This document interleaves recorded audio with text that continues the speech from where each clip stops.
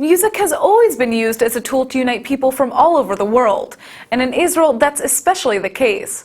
With so many new immigrants from around the globe, Israel is a melting pot of different sounds and beats, and the Jacob's Ladder Festival has found a special way to celebrate that. Shai Tochner is a musician who will be performing in the festival, and he joins us with more. Thanks for coming in. So tell us a little bit about Jacob's Ladder Festival. Wow, it's a big musical celebration which has been going on for 40 years now. It started like a convening of the English-speaking community, mostly from England, the United States and some other countries, and developed into a big music festival involving people from abroad and a lot of second-generation Israelis and people who would never belong to this community. Interesting. And how did you get involved? I actually started playing music when I was 6 years old. And I played in Israel and abroad, and I was actually recruited in 1976 by the festival organizers who saw me performing in Jerusalem, and since then I've been a part of the family for 40 years. So what kind of music can we hear at this event? It actually started with real folk music, like traditional folk music, like ethno-folk music, bluegrass, country, and the rest of the country, and actually it evolved into all sorts of Anglo music.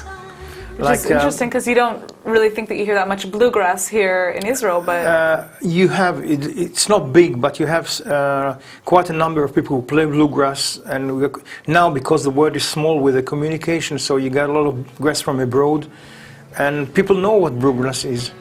So how do they select the musicians that come into this festival? It started from the veterans like me, and then people just address them and ask to play. And they audition them by looking at clips or asking other people or going to see shows. And the same about bands from abroad, you know, you get the recommendations. And but a lot of people now... And they want to come here and they want to play in the festival. Yes, a lot of people want to come here and play in the festivals, and also a lot of Israelis, a lot of local bands want to come and play in the festival, but, you know, you cannot accommodate all of them. Of course. So basically they have a very hard...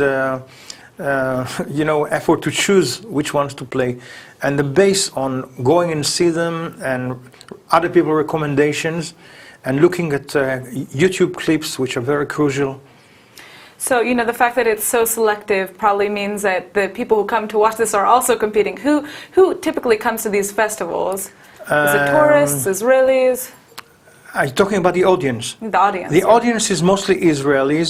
The initial audience was and still is like people who immigrated to Israel from English-speaking countries. But they brought, when they, let's say 30 years ago, used to bring the children. Now they're bringing the children and the grandchildren. But actually the friends of the children, the friends of the grandchildren, the friends of the sons and daughters. So basically it's a big family. It's a generational event. And most of the people come every year. But still there's about 20 or 25% of newcomers every year. Well, that's great. It means you guys are growing. Yeah, there's a big blend now. So finally, this is a big question. How can we go and see one of the festivals? The thing, you have to go into the site, which is www.jlfestival.com, and all the details are there. How to book tickets, how to get there, about accommodation and everything. It's taking place exactly in a month's time. Great. Well, I'm going to try to head there myself. Thank you so much for coming in. You're most welcome.